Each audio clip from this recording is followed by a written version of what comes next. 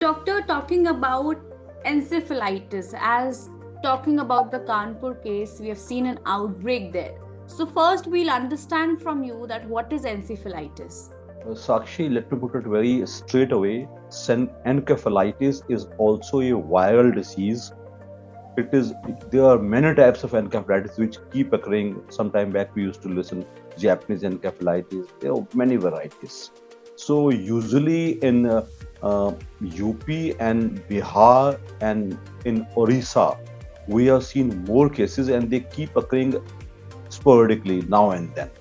And usually now, as we are listening, one MBBS student uh, in GSVM college uh, got this disease, and it is called necrotizing encephalitis. It is a very dangerous variety of encephalitis. It is a viral disease. It can spread by usually some bite, because we have yet to know the details that which particular virus is causing it. So, but it is usually caused by viruses only, and usually the fatality rate is very high. Fatality rate means that people dying out of it are very high if they do not get immediate help. And usually the patient starts with a very high grade fever, complaining of huge headache, and sometimes patient can have convulsions, fits, dora, that kind of a thing. And usually patient starts vomiting very badly.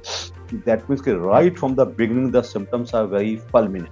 So immediate help, immediate proper treatment is a must if the patient's life is to be saved. All right, doctor. So, you have mentioned the symptoms also over here because my next question was going to be what is the symptoms of the disease. Now, moving on, if you talk about how to diagnose this situation. Usually, as I told you, the diagnosis cannot be done in the primary care center. It has to be a good hospital, tertiary care hospital. So usually when the disease occurs in villages, the patient has to be transported to the district hospital or a tertiary or a medical college hospital, where the doctor, what he does is, if the degree of suspicion has to be high, because these days, as you all know, we keep getting lots of fevers. We have dengue also, we have corona also, we have other kinds of fever also.